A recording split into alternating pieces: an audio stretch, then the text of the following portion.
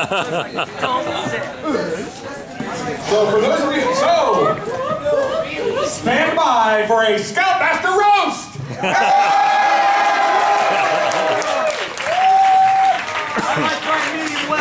And if I would please, I'd like to invite our Master of Ceremonies, Rombach!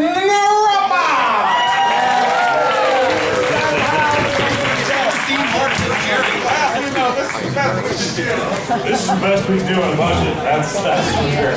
So, I have two versions of the script, the edited version and the non-edited version. I'm remembering there's kids in the room, so bear with me.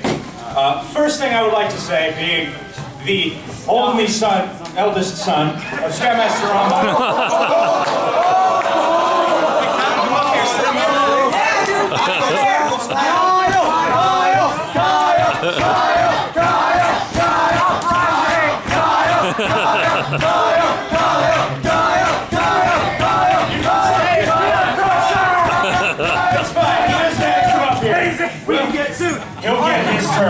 He'll get his turn.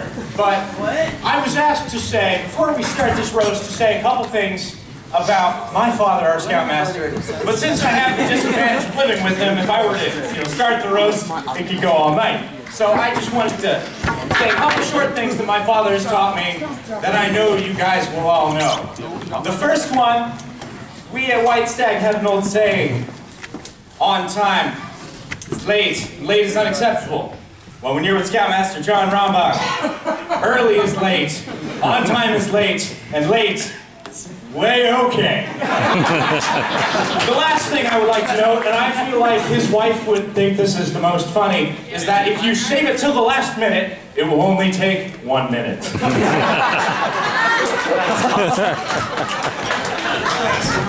Speaking of which, we're saving the kitchen for the last minute. But we have the top 12 roast items because, let's be honest, you're giving us miles of material. More material than Joe Wayans could ever provide.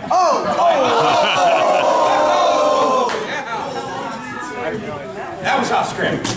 We're going to start with number 12 because most people like to go one step beyond for 11, except here at Troop 109, we're the best of the best of the best. Sir, with honors, Men in Black. Never mind. So, number 12. I like that those 3. Number 12. Everyone please look at this pen. There are no rules in dodgeball, according to Mr. Rombach.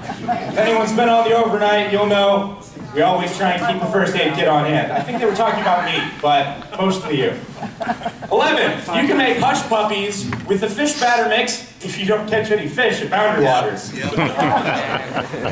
But for these last 10, I'm going to need a little bit of help. So, first off, for number 10, I would like to call up Mr. Brian Deckow. Mr. Brian Deckow.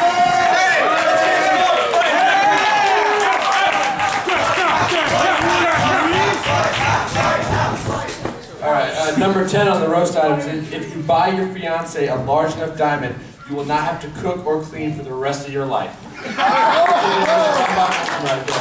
I didn't say that.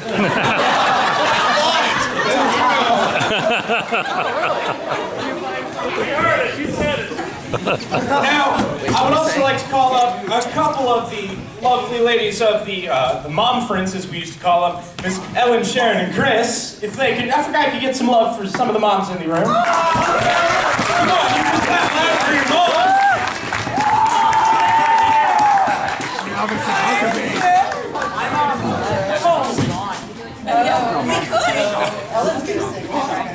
Happy holidays. Well, we've been 8 years in the troop, and the communication wasn't always as awesome as now, so it would be, hey, Mr. Rombach, and an email, what time does that bus leave? Blue. And what should we bring? Yeah. 3 o'clock. So it was like, you never got an answer. So we always said, when something doesn't go well, it's the John Rombach School of Communication. So, and then, yes, and then next up we have Sam Calderon and his group, Band of Brothers, with their MC Sammy's. What they learned from Mr. Rombach.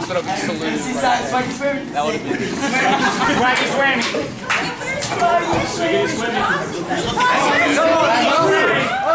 Let's go! True. Banjo roast.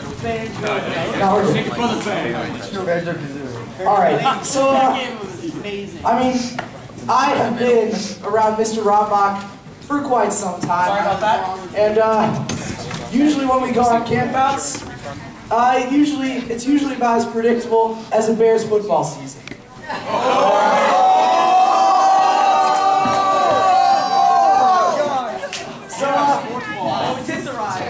Really, the thing you can really plan by event is breakfast in the morning. Well, yeah, first, Mr. Rombach will get you up, and using a voice so ear-piercingly dreadful that you will have wished for anything else to wake you up.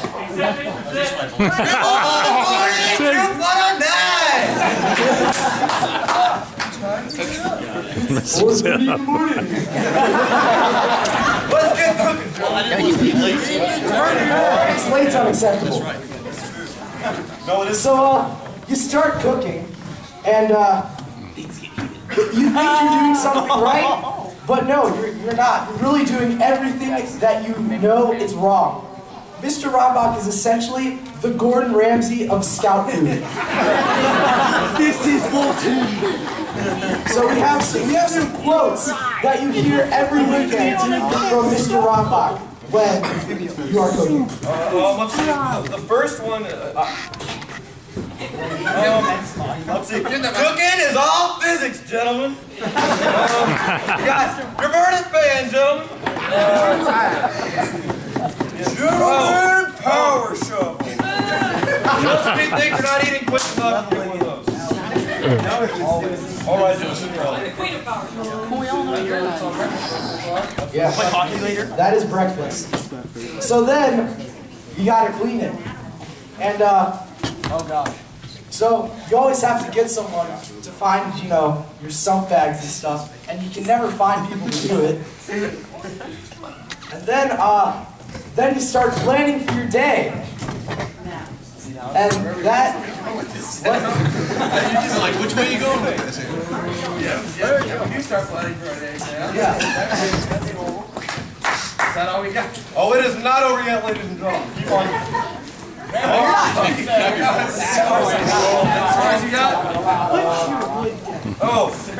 So when a timeline gets fun to, do something, you're like, I want to go do something fun. And so you're like, Mr. Rombach, can I go do something fun? And he'll say something like, it's fine with me, but you have to take a buddy system, gentlemen. Let's see. And then eventually you'll get back to church. The bus will be unloaded, and you'll be that guy, that guy. Don't be that guy. You'll get something like, that guy. Not be that guy. You don't have to go home, but you can't stay here. Yeah. That is all we have to do. Thank you very much.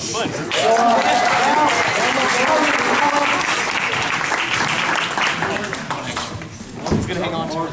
Yeah, it's gone forever, dude. Don't leave him hanging. Easy, Chief. Now we're going to call up Mr. Tim Jones. Can I get some love for the next guy?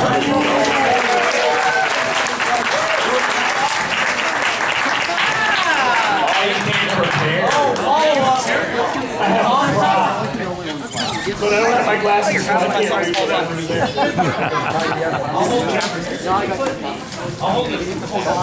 Some of you may actually be unsure of his commitment to scouting and the youth of this community. Shockingly, no. Consider this.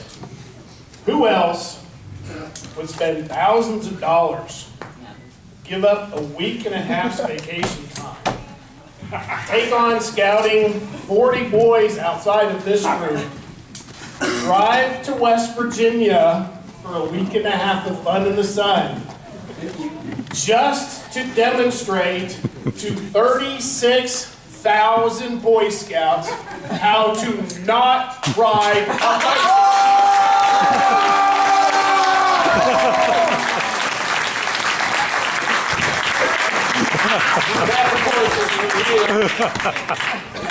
Picture this. This lovely expression And it's purple, yellow, and green from planting his face into the West Virginia soil. John Rombach, ladies and gentlemen.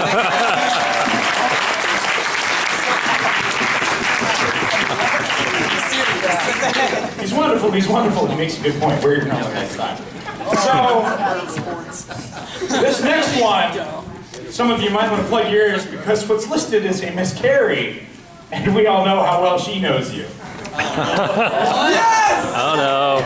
We have the lovely former popcorn kernel, former pretty much anything no one else wanted to do in the troop, Carrie Rombach.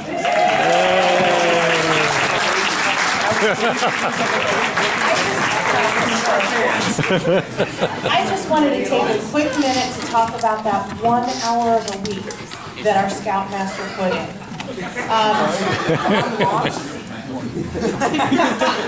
We have a saying around our house, and it is that any project you do at the house, whatever you buy has to acclimate to our house for a good 6 months before you can actually install it.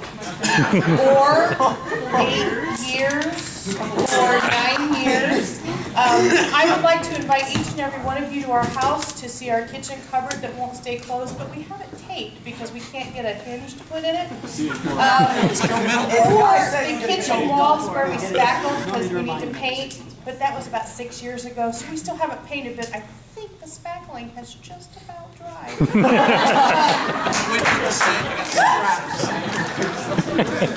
So I just wanted to let you know that if you want to get out of your honey-do list, then just volunteer 1 hour a week for scouting.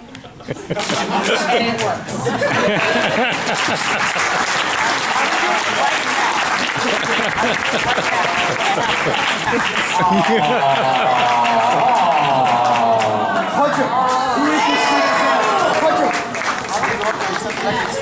Just go in the uniform. Easy peasy. And now we've got a nice long-running joke with Mr. Scott Crane. If he could come up here, please. Oh, here we go. We're all excited to hear what you've got to say. Oh, there's props. That cunning smile. You know, sir, there's a storm of ruins. Rama. There's a storm of ruins. Please stand.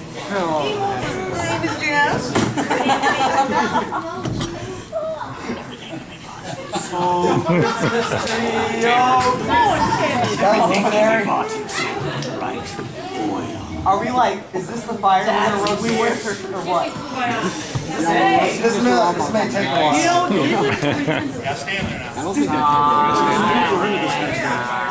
All right. Mr. Rombach, will you please tell us what's in your hand? A candle and a plastic cup. Yes. And what else is a candle called? Oh. Some wax thing with a wick sticking out of it. Huh? There's another name. Tapers. Tapers! All right. To explain a little bit, I'll make this short and sweet. We had Cub Scout pack meetings, and John and I were in attendance, and some of the lovely ladies in the group were talking about arrow of light and that we had to buy tapers. And John and I looked at each other, and we were like, what's tapers? And they looked at us like, how do you not know what a taper is? So long story short, if you know Mr. Rombach, he does not like to take a joke and run with it. Right? So for the Can't run. You can beat him later. So for the rest of the meeting, tapers and any conversation, anything, things of that sort. It got to a point after several meetings, John and I could not sit next to each other because all we would talk about is tapers. So, congratulations, Thanks, sir. Appreciate it, man. Oh, that's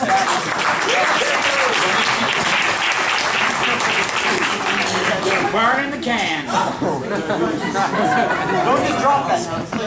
It reminds me of that old thing I always say. Behind every assistant scoutmaster, there's a wife who's rolling her eyes. Moving on. Now, I would like to call up Dennis and Jamie for one of Dad's finer moments in scouting. They know exactly what we're talking about. Come on, let's give it up for them.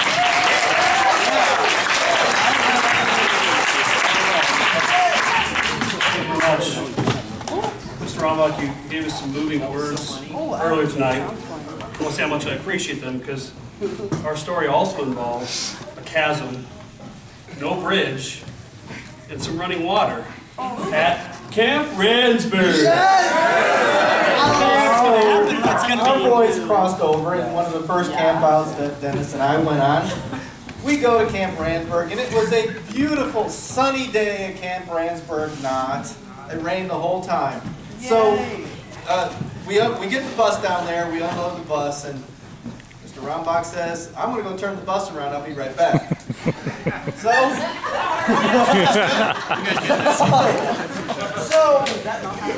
5 minutes goes by, 10 minutes goes by, a half hour goes by.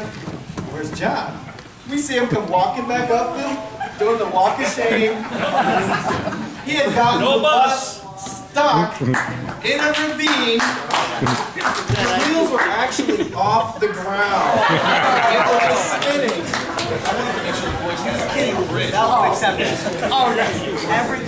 So needless to say, he rounded up all the dads, and then we thought we were bright enough that we could actually push the bus out of that ravine, but we actually did manage to do it. But yeah, and he thinks it's some kind of 4x4. And as Boy Scouts are always prepared, there are exactly 4 tools on the bus to dig a bus up with.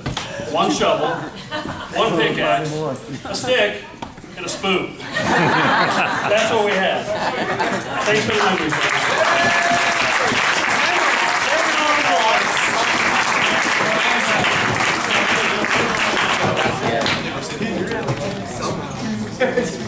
Oh, again, you're in uniform. Calm down.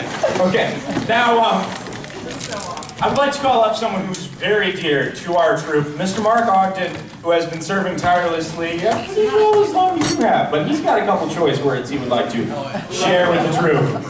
Just a couple of choices. Start with Bueller. I know. And for those of you that were at camp last summer, don't envy my spindle. I was there. Or an even better one is, you know, they put height signs on bridges for a reason. I remember that. All kidding aside.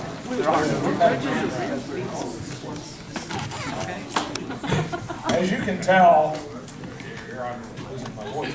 As you can tell, I like this guy. Just a little.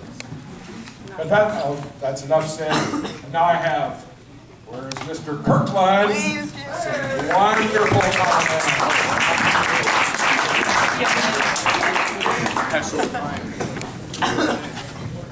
I have him at the Rombach.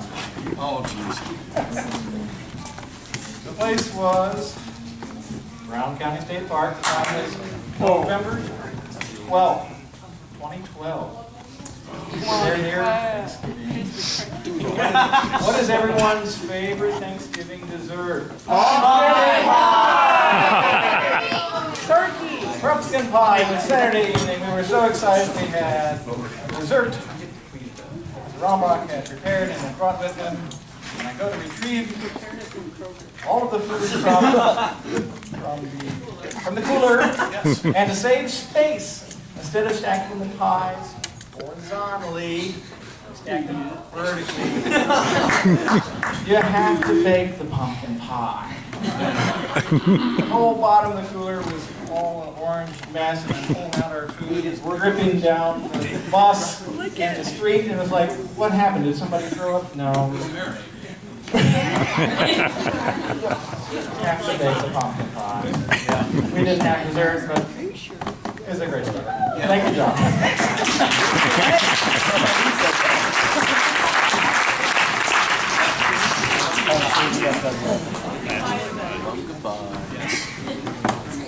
All right, now for this last one, I would like to call up Chris, Brian Huckabee, and anyone else who is taking part in this extra portion. This is number 1. Number 1. 1. It's the first number. He was number 1. 1 is the lowest number that you'll have. 2 can be as bad as 1. All right, I'll tell a story. I had a son who danced first year, and I had a really hard time. And Mr. Rombach,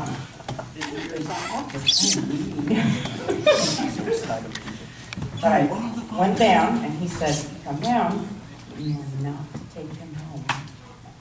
So I didn't. But he was so incredibly positive and so incredibly kind. He's like a Skittle, crunchy on the outside, but he has a soft center. I believe that's like a Skittle. So there's so many things you could have compared. I have no words that will do justice to thank you, because both my boys, they love it, and you know, the amount of time. I did Freedom Festival booth 1 year, and I love your kids. It's always fun to be around them.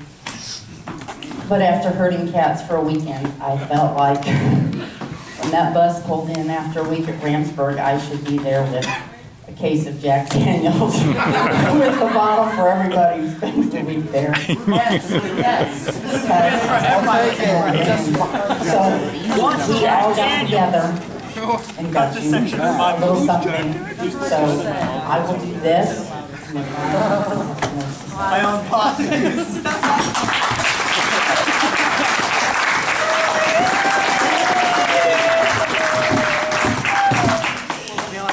All the emails.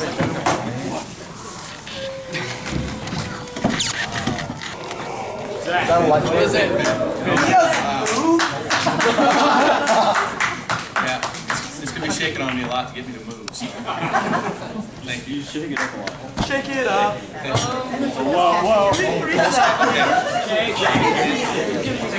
a Coles cast. Thank you. Thank you. That's awesome.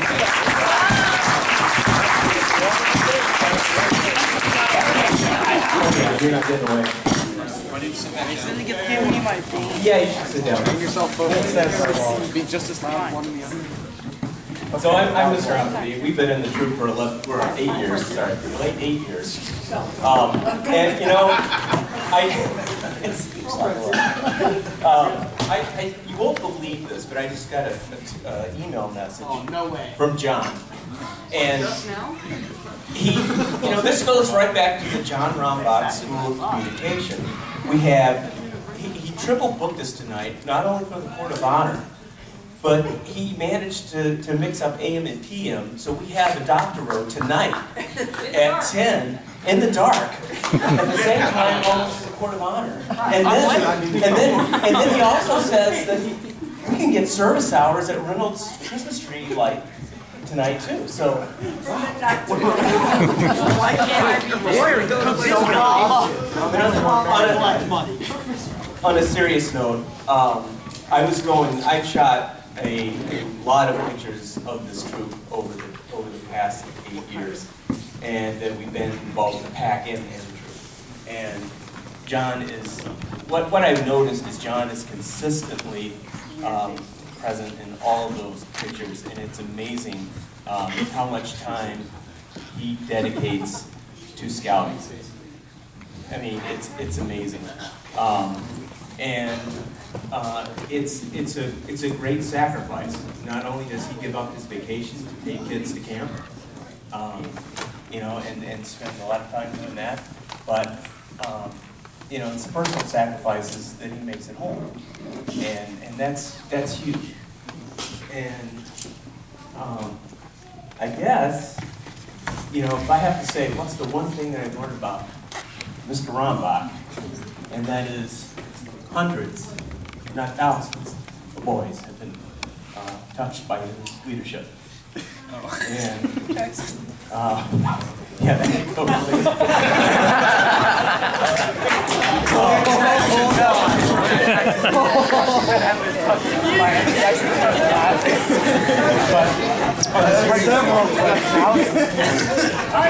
On a serious note, I have to say that there's been a lot of young people that have benefited from his leadership, and I think that those people that have had the honor to work with John through the scouting, those boys have grown into much better people today, and I think we can thank him for that. So, John, thanks for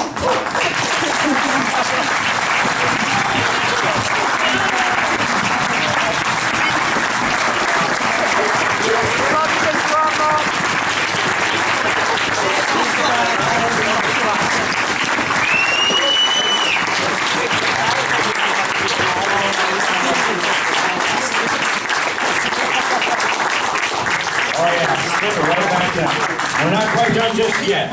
We've got And that's not all. This part is going to be a little bit off script, a lot off script, unless you can see into the future. We're going to have a very short open mic period of roast because I know you guys know him just the way we know him. So I know we've got one particular senior in the troupe who maybe has a thing or two he'd like to say before we wrap this up.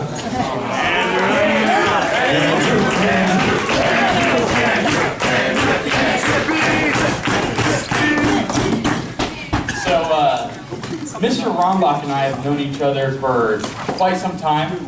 He was my the Scoutmaster when I was in 108 from, I think, the very start, and he was my Scoutmaster for all but, I think, 2 years while Mr. Spall was the Scoutmaster. So we've had our good times together, and we've had some arguments, as you know, as you get when you've known someone for so long. But one of my favorite stories is when we went to Boundary Waters, I think in 09. Yep. Nick Boyd and I, we were buddies, you know, the buddy system. And, yeah, you guys can do it, all right. And at the time, I think I was 14 and Nick was 15. So we're teenagers, you know, we're oblivious to the whole world, and we're just leaving stuff left and right. Well, Mr. Rombach uses this as a teaching moment, as he often does, and he taught us about leave no tricks. And he had to give us this lesson about 4 or 5 times. And one of the times we were on a portage going from lake to lake at Boundary Waters, Nick and I were assigned trash duty. You see trash on the ground, you pick it up, and trash in, trash out. Well, I think you might know where this is going. I know where you're going. We were walking, Nick and I were walking, and on each of the backpacks they gave us, there was a tag, who it was assigned to. So we're walking and we see one of those tags. We pick it up, and we just happened to look at it. You know, we figured we weren't going to know the guy, but we picked it up, looked at it, and I think you guys can guess the name that was on it. John Rombach. Well, we taught Mr. Rombach, after we all got back, we gave him a little leave no trace lesson, and that was one of the times his words came back to bite him.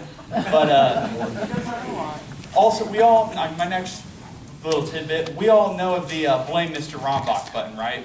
I think last time I checked, I think it was up to 100 something. And we have things on there from Hurricane Katrina to, if you guys have seen Planet of the Apes, the end of human civilization, the Hindenburg is on there. But something on a more serious note, something that isn't on there is all of the Eagle Scouts that have come from this troop. From the past, I don't know, 7, 8 years. I think we can all blame Mr. Rombach for creating these great young men who are now Eagle Scouts. And we can't say enough thanks for Mr. Rombach. So.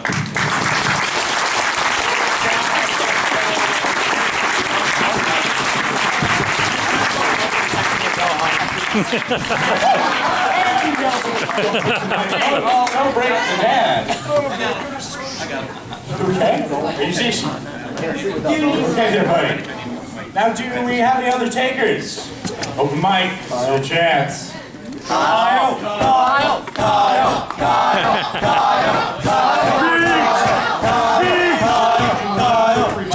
Wait, do we have anyone else? Mr. Rombach would like to plead his case before I close this out, but Kyle, step up to the mic, do some slamming. Mr. Rombach, Sheriff. I call suppression. Do we have any others? All right, if that's the case, before we close this, I just want to say my own few few words. I said my jokes at the beginning, and Padre and I have been joking for the past 21 years. I'm the first joke I've ever heard. But we'll continue being able to joke for a very long time, and he'll be joking with the rest of you as well, because it's not like he's leaving. This isn't a complete goodbye, but it is our way of honoring a man who has created bozo-sized shoes for the rest of the adult leaders to fill. Not just as a Scoutmaster or as a den leader as he was for us. Not just as an assistant Scoutmaster, a teacher, a guide, someone who stood alongside of us for OA, went alongside of us for Firecraft. He's getting many more awards, honors, and medals to hang on his uniform that I think I could polish in a single sitting. And it's more than just that to us. And I'm honored that you guys are all here to share this with me. Because he's not just a Scoutmaster. And he's not just my Cubmaster. He's also our father, coach, friend. Kyle, Katie, Jess, come on up here. Oh, yeah. Come on up here. Because I can't speak on behalf of all of you, but I think I can speak on behalf of the four of us up here. Mom, brother-in-law, people like yourselves who are almost like family to us. We're glad that you were here to honor our father, your Scoutmaster, greatest guy around.